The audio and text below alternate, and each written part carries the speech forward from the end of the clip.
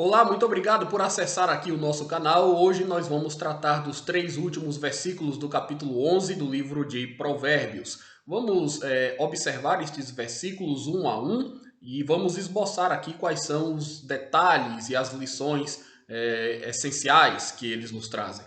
O versículo 29 diz basicamente: o que perturba a sua casa herda o vento, e o insensato é servo do sábio de coração. Vamos à análise então desse primeiro versículo. O que perturba a sua casa herda o vento. Quem seria este que perturba a sua própria casa? Se nós observarmos o contexto, fica fácil dizer que se trata do indivíduo insensato que vem sendo condenado, não é? Nas páginas do livro de Provérbios. O indivíduo insensato, desprovido de sabedoria, é aquele que tumultua, desorganiza e traz preocupações e frustrações para a sua própria família. Exatamente por não saber administrar os relacionamentos e exatamente por não saber administrar os bens de uma maneira responsável, ele acaba perdendo tudo que tem. Ele perde não apenas a reputação, como ele perde também os seus próprios bens ou as suas propriedades, de modo que tanto ele quanto aqueles que dele dependem acabam herdando o vento, não é? Então a lógica, a ideia de que herda o vento é o sujeito que consome tudo, o sujeito que acaba não usufruindo de coisa alguma pela perspectiva, né, com que ele gere e gere muito mal os bens ou os recursos que Deus dispõe na sua mão. Nós podemos nos lembrar aqui de um exemplo bíblico bastante evidente em que isso aconteceu. Quando Jesus conta a parábola do filho pródigo. Na parábola do filho pródigo, nós temos ali um mancebo, sujeito jovem, arrogante, né? E que acaba desperdiçando a sua herança justamente por se rebelar contra o seu pai, abandonar a sua casa e investir de forma muito egoísta nos seus próprios prazeres. Então é exatamente isso que o insensato faz. O insensato é aquele que não pensa no amanhã. O insensato é aquele que não está preocupado com outras pessoas que dele dependem ou com quem ele convive. Ele é egoísta demais para isso. Então, além de não ajudar o semelhante, muitas vezes ele até faz com que os seus semelhantes sejam prejudicados por suas ações, né? Por suas ações não econômicas, por suas investidas impensadas, por suas precipitações. Repito, tanto na maneira como ele se relaciona com as pessoas, quanto também considerando a maneira com que ele administra os seus próprios bens. Por isso, o que perturba a sua casa herda o vento, né? Ele vai gerar conflitos domésticos, ele vai trazer sobre si problemas e muitas preocupações, intensas preocupações, ansiedades, e no final das contas, né, por causa da ausência de sabedoria e de responsabilidade, ele vai sofrer consequências bastante sérias, não é? Entretanto, observem que o restante do versículo diz que o insensato se torna servo do sábio de coração, não é? Ou seja, o insensato, que é aquele que acabou perdendo a sua propriedade, que é aquele que acabou perdendo também, em grande medida, a sua liberdade de decisão, de escolhas, né? Pelos males que ele mesmo praticou, de repente ele percebe que vai depender de outro, vai depender de um terceiro.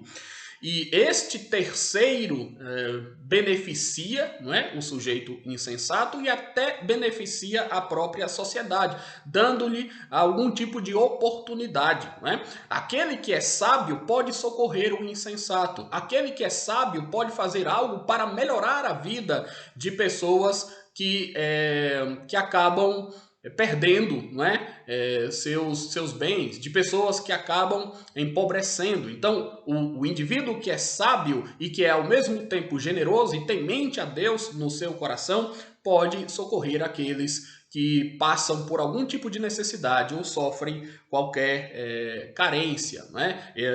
O sujeito não é movido por avareza, Então, nesse caso, o sábio acaba servindo de suporte, não é? E de auxílio para o insensato no tempo da sua angústia. Então, por isso é que ele vai dizer que o fim do insensato, por vezes, é justamente servir aquele que é mais sábio do que ele, e exatamente por ser mais sábio do que ele, né? Por ser sábio de coração, ele também usufrui de recompensas, né? Que advém, como nós já explicamos aqui em outros momentos, tanto da parte de Deus quanto da parte das pessoas, né? Nós queremos transigir, nós queremos interagir, nós queremos negociar com pessoas confiáveis, com pessoas que fazem o bem, com pessoas que são honestas ou que são competentes, né?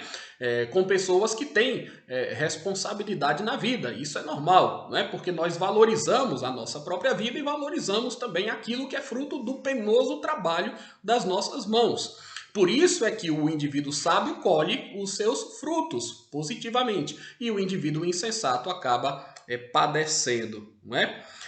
Não apenas o insensato, mas por vezes a sua própria família.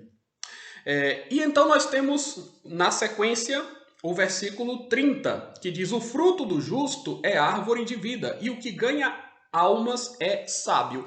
Então, na verdade, nós temos aqui apenas uma extensão do mesmo pensamento que eu já introduzi. Não é? O fruto do justo é a árvore da vida, quer dizer, o justo frutifica. Seguir o conselho do justo é sempre muito bom. Fazer aquilo que o justo indica traz sempre bons resultados. Andar com o justo é algo muito aconselhável, não é? Porque o justo evita o mau caminho, porque o justo tem condições de refletir adequadamente, né? O justo, ele pondera, o justo é alguém moderado, equilibrado, e portanto ele não se entrega de forma afoita a prazeres, não é, dessa vida, sem pensar nas consequências. Por isso que, no caso, o que está sendo dito aqui agora é que o fruto do justo é árvore da vida. Mas mais do que isso, né? O fruto de uma vida justa, quando ela atrai o sujeito outrora insensato, aquilo se torna a vida, né? Aquilo se torna a salvação para ele, né? Então, traduzindo em outras palavras, é o sujeito que acaba se livrando do mau caminho exatamente pela influência que ele recebe de uma pessoa justa. Então, o texto faz referência justamente a isso. O fruto do justo é a árvore da vida. O que ganha almas, né? O que ganha almas é sábio. Então, é a ideia de alguém que tira uma alma da morte. É a ideia de alguém que socorre uma pessoa que estava perdida, né? Então, é como se ele oferecesse ali um fruto de uma árvore da vida, né? É como se ele reconduzisse o indivíduo ou recebesse o indivíduo ali de braços abertos para auxiliá-lo. E aí vamos nos lembrar, já que eu usei o exemplo da parábola do filho pródigo, que é exatamente assim que ele é recebido pelo seu pai quando retorna para casa, né? Ele fez besteira, ele perdeu tudo que ele tinha, mas ele ainda encontra espaço para o perdão no seu lar, e ele ainda pode ter a sua vida salva, ele ainda pode se reconciliar com aqueles que ele ofendeu, né? E de fato isto é plenamente possível. O Evangelho, né, de Jesus Cristo nos mostra que isto é possível, de modo que nós temos que trabalhar para influenciar, convencer e ganhar a alma, o coração das pessoas, a fim de que elas saiam dos seus maus caminhos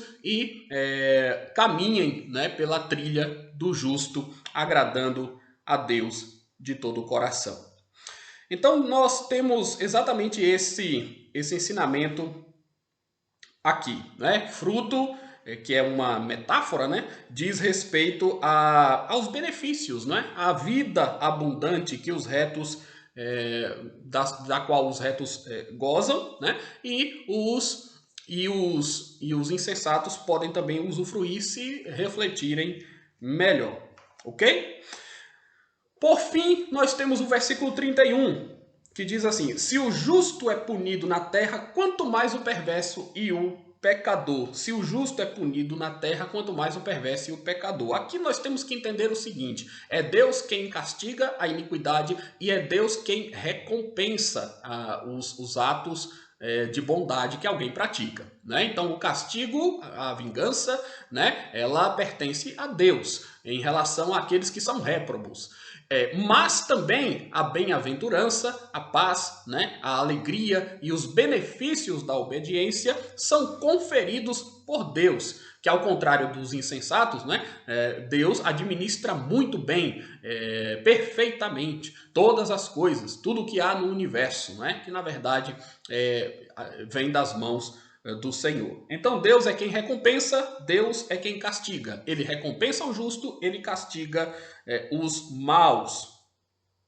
Agora é interessante aqui esta colocação, não é? Porque o autor do livro de Provérbios diz que se o justo é punido na terra, quanto mais o perverso e o pecador. O que ele está dizendo é o seguinte: o justo na terra, nessa vida, não está isento, imune, né, às aflições. O justo passa por aflições, o justo passa por alguns tipos de sofrimento, ele sofre reviravoltas, ele é surpreendido com muitas circunstâncias. Então, nem tudo na vida do justo são flores, né? O justo pode padecer, pode passar por momentos de grande e até intenso sofrimento.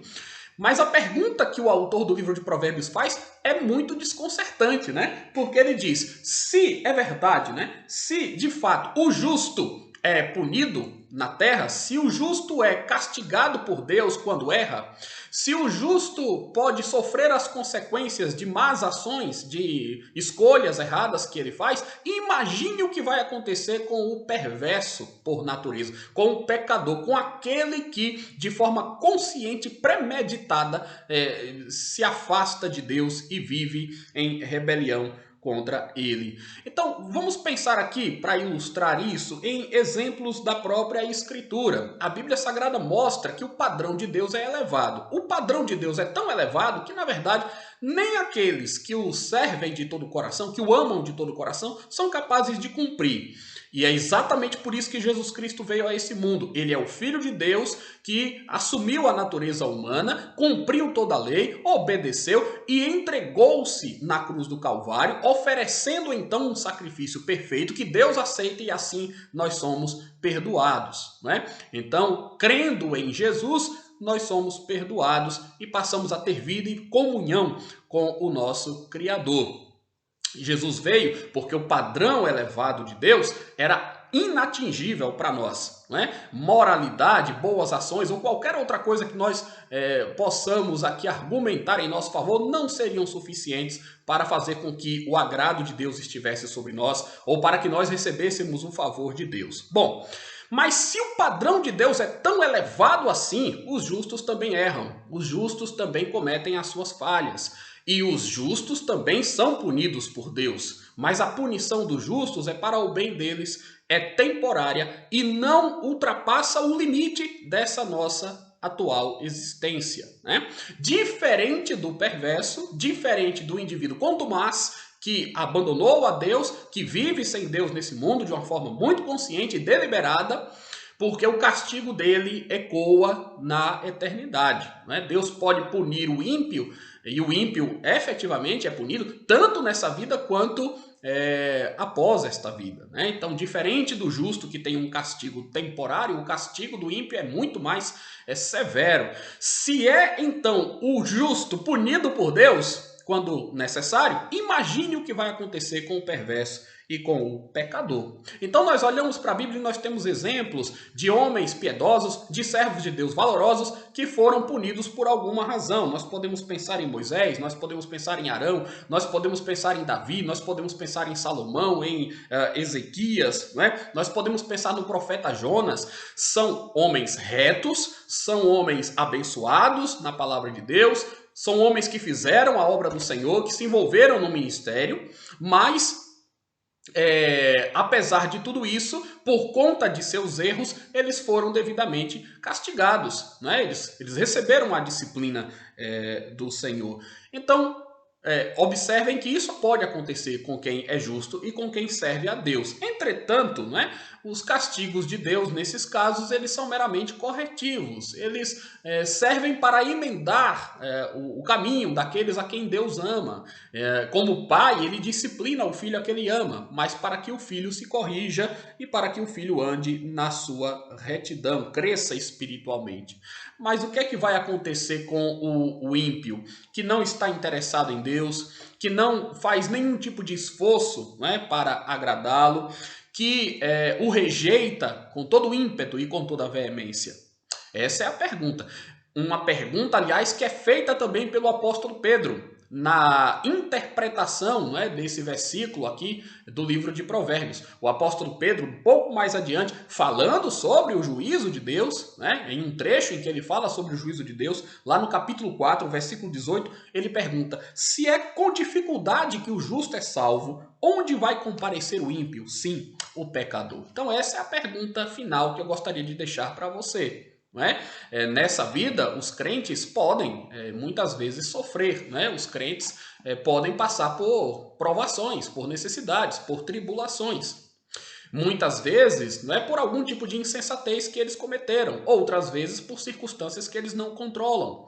O fato é, todos nós somos homens mortais e passamos por provações. Todos nós somos limitados. Temos as nossas próprias restrições, sofremos as nossas próprias dores. Né? Há coisas que acontecem tanto a crentes quanto a incrédulos. Mas há uma grande diferença na maneira como os crentes administram seus relacionamentos, de como os crentes administram os seus recursos e de como os crentes cultivam a vida com Deus, que é o que de fato traz esperança, paz e alegria para o nosso coração. Ao passo que o indivíduo perverso, o indivíduo que rejeitou a Deus, né, o indivíduo insensato, ele certamente não sabe conduzir bem os seus relacionamentos, muitas vezes desperdiça suas propriedades, seus bens com decisões tolas, com ações impróprias, né, inadequadas, que põem em risco não apenas a ele próprio, mas aqueles que com ele convivem ou dele dependem. E além de tudo, por não ter vida com Deus, por viver apenas para si, pode pagar um preço muito alto, tanto aqui quanto na eternidade. Portanto, vamos ser sensatos, vamos viver na retidão de Deus, vamos ser justos, não é? Vamos crer em Jesus Cristo, porque o padrão de Deus é muito elevado para nós. Apenas crendo no Senhor Jesus e observando os mandamentos de Deus com temor em nosso coração, para que andemos em retidão, em novidade de vida, é que nós podemos ser bem-sucedidos nesse mundo e no porvir. Que Deus assim muito te abençoe.